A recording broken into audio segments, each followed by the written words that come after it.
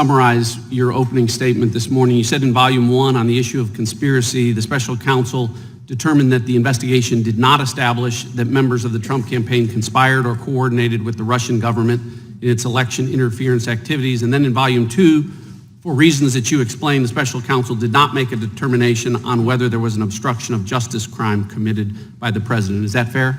Yeah. Yes, sir.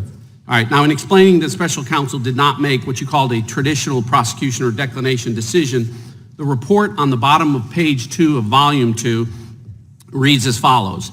The evidence we obtained about the president's actions and intent presents difficult issues that prevent us from conclusively determining that no criminal conduct occurred. Accordingly, while this report does not conclude that the president committed a crime, it also does not exonerate him. Now, I read that correctly? Yes. All right. Now, your report, and today you said at all times the special counsel team operated under, was guided by, and followed Justice Department policies and principles. So which DOJ policy or principle sets forth a legal standard that an investigated person is not exonerated if their innocence from criminal conduct is not conclusively determined? Can you repeat the last part of that question? Yeah. Which DOJ policy or principle set forth a legal standard that an investigated person is not exonerated if their innocence from criminal conduct is not conclusively determined? Where does that language come from, Director? Where is the DOJ policy that says that? Let me make it easier. Go ahead. Can you give me an example other than Donald Trump where the Justice Department determined that an investigated person was not exonerated because their innocence was not conclusively determined? I cannot, but this is a unique situation. Okay, well, you can't. Time is short. I've got 5 minutes. Let's just leave it at you can't find it because I'll tell you why. It doesn't exist.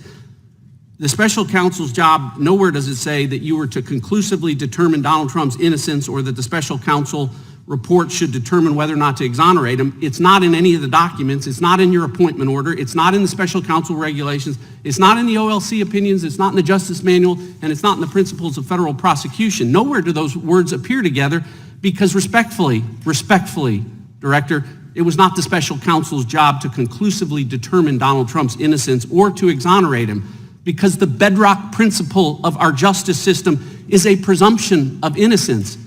It exists for everyone. Everyone is entitled to it, including sitting presidents.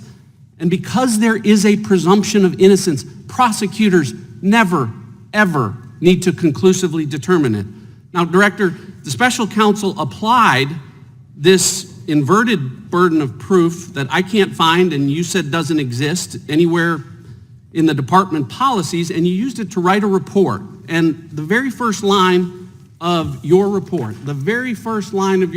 says, and as you read this morning, it authorizes the special counsel to provide the Attorney General with a confidential report explaining the prosecution or declination decisions reached by the special counsel. That's the very first word of your report, right? That's correct. Here's the problem, Director. The special counsel didn't do that. On volume 1, you did. On volume 2, with respect to potential obstruction of justice, the special counsel made neither a prosecution decision or a declination decision. You made no decision. You told us this morning and in your report that you made no determination. So respectfully, Director, you didn't follow the special counsel regulations. It clearly says, write a confidential report about decisions reached. Nowhere in here does it say, write a report about decisions that weren't reached.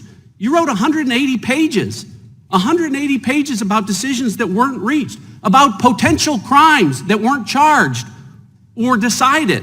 And respectfully, by doing that, you managed to violate every principle and the most sacred of traditions about prosecutors not offering extra prosecutorial analysis about potential crimes that aren't charged.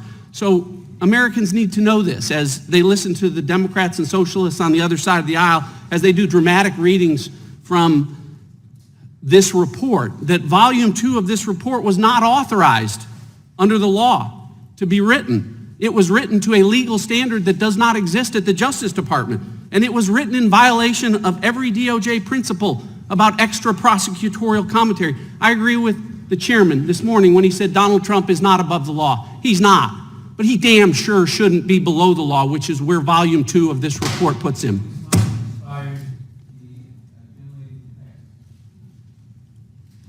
Thank you, Mr. Chairman. Director Mueller, good morning. Your exchange